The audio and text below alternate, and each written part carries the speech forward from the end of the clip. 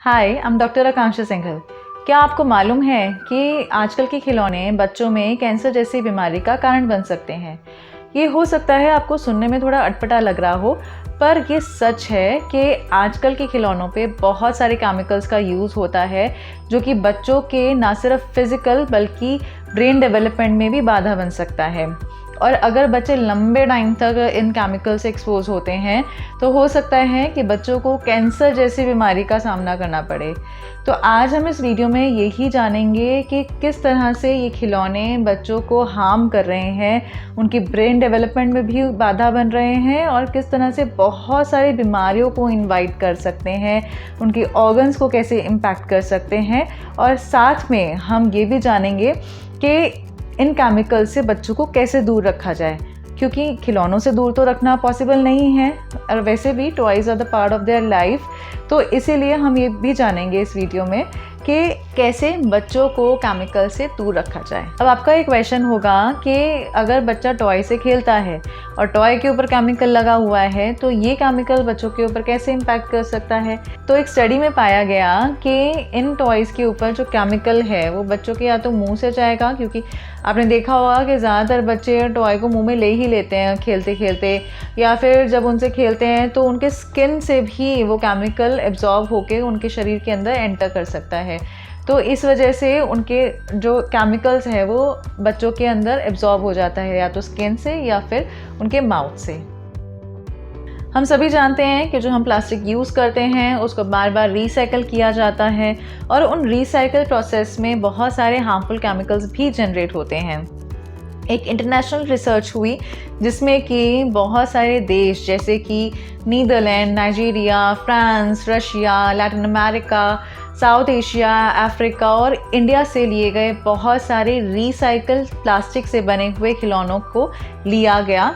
उन खिलौनों पे नीदरलैंड के एक लैब में रिसर्च हुई और ये स्टडी में पाया गया कि उन खिलौनों के अंदर एक डायोक्सिन नाम का केमिकल है और ये केमिकल भी बहुत हाई क्वांटिटी में है, बहुत उच्च मात्रा में पाया गया। हालांकि ये कहा जाता है कि 1 kg रिसाइकिल प्लास्टिक के अंदर 50 ग्राम डायोक्सिन की मात्रा सेफ है, पर इन सब खिलौनों के अंदर जो मात्रा मिली डायोक्सिन की वो बहुत ज़्यादा थी और उसके अंदर भी जो ब्रोमिनेटेड डायोक्सिन है उसकी परसेंटेज बहुत ज़्यादा थी, बहुत अधिक मात्रा में थी। और ये जो ब्रोमिनेटेड डायोक्सिन है इससे बच्चों के अंदर कैंसर की प्रॉब्लम होने का खतरा हो सकता है। साथ में ये बच्चों की ब्रेन डेवलपमेंट में भी हैम्पर करता है, उनके थायराइड फंक्शन में भी हैम्पर करता है और उनके इम्यून सिस्टम को तो डैमेज करता है। ब्रोमिनेटेड डायोक्सिन के बाद एक और टॉक्सिक केमिकल है जिसको हम ऑर्गेनोफॉस्फेट एस्टर के नाम से यानी कि OPE के नाम से जानते हैं। एक जर्नल में पब्लिश रिपोर्ट के अकॉर्डिंगली अगर इससे बने खिलौनों पर रोक नहीं लगाई गई तो हो सकता है कि आगे आने वाली पीढ़ियों के दिमाग पर बहुत बुरा असर पड़े। अब ये केमिकल यूज़ होता है कि किसी भी गैजेट को या खिलौनों को फायर प्रूफ बनाने के लिए, खासकर जो बैटरी से बने हुए खिलौने होते हैं उनको फायर प्रूफ बनाने के लिए इस केमिकल का यूज़ होता है।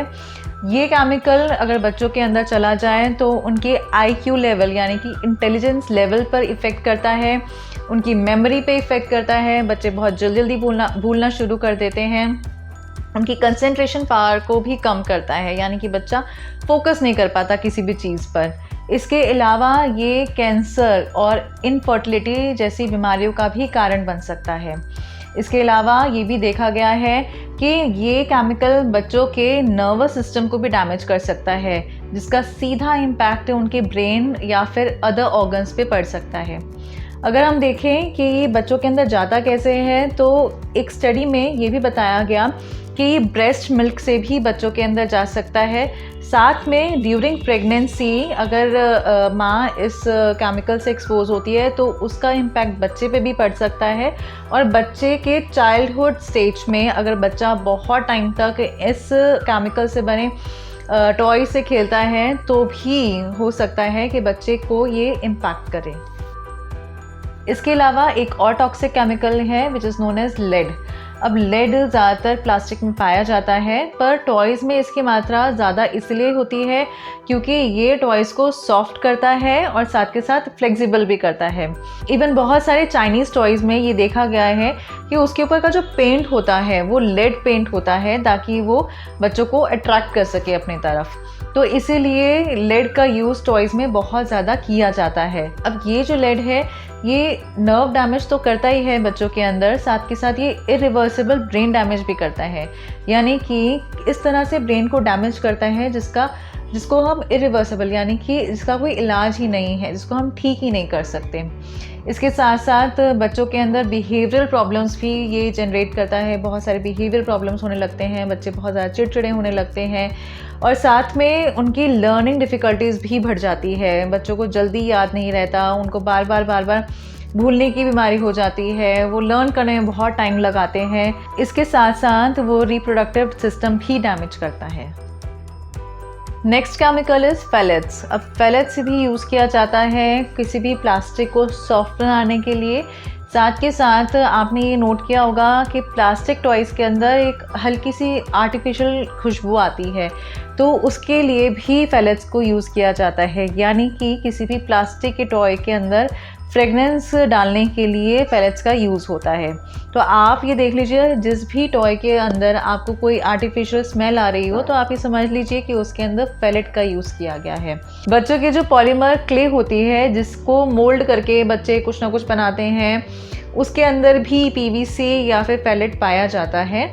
अब ये फेलेट बच्चों के अंदर जो एंडोक्राइन हार्मोन है उसको इम्बैलेंस करता है, जिसका पूरा इम्पैक्ट उनके लिवर और किडनी को जाता है, यानी कि इस केमिकल से उनके किडनी और लिवर दोनों को हार्म पहुंचता है। इसके साथ साथ उनको कैंसर का रिस्क भी इंक्रीज़ होता है, साथ में अस्थमा जैसी बीमारी भी हो सकती है और इसके साथ साथ बच्चों के अंदर एलर्जी का कारण भी ये बन सकता है। Next chemical is BPA। अब ये जो BPA केमिकल है ये प्लास्टिक को हार्ड बनाने के लिए या फिर ट्रांसपेरेंट बनाने के लिए भी यूज़ होता है। ये साथ के साथ सॉफ्ट PVC प्लास्टिक में भी यूज़ होता है। अब जैसे कुछ टॉयज़ होते हैं वाटर टॉयज़ जिसको हम बाथटब के अंदर डाल देते हैं बच्चों को खेलने के लिए, उसके अंदर खासकर ये यूज़ होता है। ये जो केमिकल है ये बच्चों के अंदर बहुत तरीके से हार्म करता है, जैसे कि बच्चों का जो ब्रेन डेवलपमेंट है वो रोकता है, यानी कि बच्चों का जो ब्रेन है वो ढंग से विकास नहीं कर पाता, जिस स्टेज पे जितना विकास होना चाहिए उसके ब्रेन का उतना नहीं कर पाता। नेक्स्ट वो ओबेसिटी का कारण भी बनता है, यानी कि मोटापा भी बेवजह बढ़ता है बच्चों का और उसकी वजह से टाइप 2 डायबिटीज़ भी बच्चों के अंदर होना शुरू हो जाता है। साथ के साथ ये प्रोस्टेट कैंसर का भी कारण बनता है और ब्रेस्ट कैंसर का भी कारण बन सकता है। इससे जो रिप्रोडक्टिव सिस्टम है उस पर भी इम्पैक्ट आता है, जिसकी वजह से इनफर्टिलिटी का कारण भी बन सकता है। अब हम ऐसा क्या करें कि बच्चों से खिलौने भी दूर ना जाएं और केमिकल से भी वो एक्सपोज ना हो। तो कुछ ऐसे टिप्स हैं, कुछ ऐसे पॉइंट्स हैं जिसको आप याद करके बच्चों से केमिकल को दूर रख सकते हैं। सबसे पहले तो आप जब भी खिलौने खरीदें तो उसकी क्वालिटी चेक करके ख़रीदें। खासकर चाइनीज़ टॉयज़ से आप बच्चों को दूर रखें, क्योंकि चाइनीज़ टॉयज़ में हमने देखा है कि बहुत सारे केमिकल्स जैसे कि लेड बहुत ज़्यादा मात्रा में पाए गए हैं, जिससे कि बच्चों को एलर्जी भी होती है और बहुत सारी प्रॉब्लम्स का सामना करना पड़ता है। इवन कुछ ऐसे टॉयज़ हैं जो हमारी सेफ्टी स्टैंडर्ड्स को भी मैच नहीं करते हैं, जिसकी वजह से बहुत सारे देशों के साथ साथ भारत सरकार ने भी बहुत सारी रिस्ट्रिक्शंस लगाई है चाइनीज़ टॉयज़ के ऊपर। तो आप हमेशा देखें कि कहीं आप चाइनीज़ टॉयज़ तो नहीं ले रहे हैं और ये भी देखें कि आप किस क्वालिटी का ले रहे हैं। सेकेंड टिप इज़ के कोशिश करें कि आप प्लास्टिक टॉयज़ को ना ख़रीदें। हो सके तो नेचुरल सब्सटेंस से जो बने हुए टॉयज़ हैं, जैसे कि वुड है, क्लॉथ है या फिर कॉटन है, इनसे बने हुए खिलौने आप ख़रीदें। थर्ड के जो भी तड़क भड़क वाले रंग होते हैं, चटकीले रंग होते हैं, उन टॉयज़ को आप ना ख़रीदें, या फिर जो नुकीले टॉयज़ हैं उनको आप ना ख़रीदें। फोर्थ, आप ये भी ध्यान दें अगर बच्चा कोई इलेक्ट्रिक या बैटरी से चलने वाला टॉय इस्तेमाल कर रहा है तो आप उन बच्चों को उनके साथ अकेला ना छोड़ें और टाइम टू टाइम आप चेक करें कि उसके अंदर बैटरी लीक तो नहीं कर रही है। 5th पॉइंट इस, आप जो भी बच्चों को टॉय दे रहे हैं, चाहे वो रबर का हो या वुड का हो, वो आप टाइम टू टाइम धोते रहें या क्लीन करते रहें ताकि उसके ऊपर कोई भी डस्ट आए या फिर कुछ भी चीज़ आए तो बच्चा अपने अंदर एब्जॉर्ब ना करें। एंड लास्ट इज़, अगर बच्चे के लिए प्लास्टिक का टॉय लेना ही पड़ रहा है तो आप ये भी ध्यान दें कि बच्चा ज़्यादा टाइम तक उस प्लास्टिक के टॉय के साथ ना खेले और उसको मुंह में ना ले। तो इन सब छोटे छोटे टिप्स से, इन सब छोटे छोटे बातों से आप अपने बच्चों को केमिकल से बहुत दूर रख सकते हैं। अगर ये वीडियो आपको पसंद आया है तो इस वीडियो को लाइक करें, अपने फ्रेंड सर्कल में शेयर करें, साथ में कमेंट करके बताएं कि आपको ये वीडियो कैसा लगा और कितना यूज़फुल रहा।